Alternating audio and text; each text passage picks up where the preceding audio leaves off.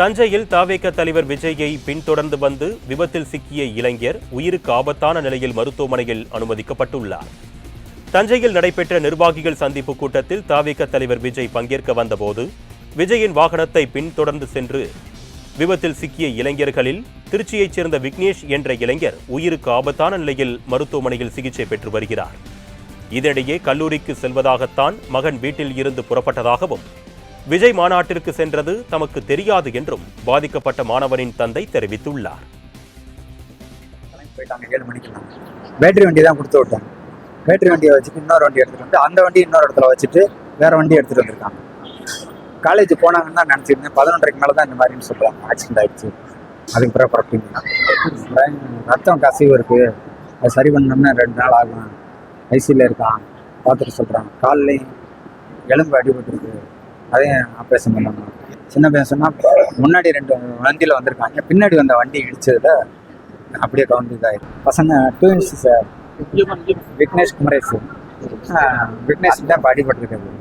இன்னொரு பையன் ஃப்ரெண்டை கூட்டிகிட்டு தான் வந்திருக்காங்க. காலேஜ் காலையில் கிளம்பி போயிட்டாங்க 7 மணிக்கெல்லாம். பேட்டரி வண்டி தான் கொடுத்து விட்டாங்க. பேட்டரி வண்டியை வச்சுட்டு இன்னொரு வண்டி எடுத்துகிட்டு வந்து அந்த வண்டி இன்னொரு இடத்துல வச்சுட்டு வேற வண்டி எடுத்துகிட்டு வந்திருக்காங்க.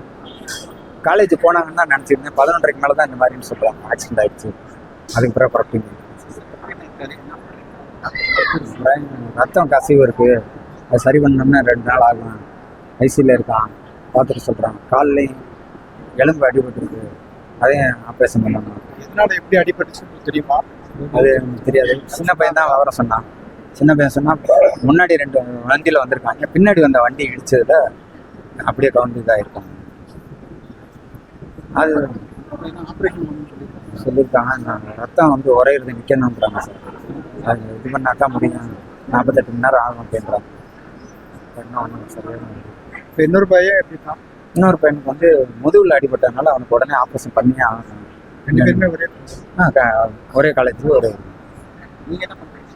பால் கடை பால் கடை வச்சு இன்னைக்கு இந்த மீட்டிங் போறேன்னு சொன்னாரு. எப்படி இல்லை சார்? காலேஜ் போகிறேன். காலேஜுக்கு தான் சார் நான் அனுப்பி விட்டேன். காலேஜ் தான் போயிருக்காங்க.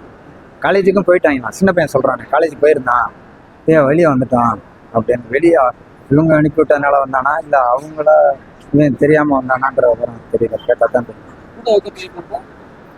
ஆர்வம் எந்த காலேஜ்?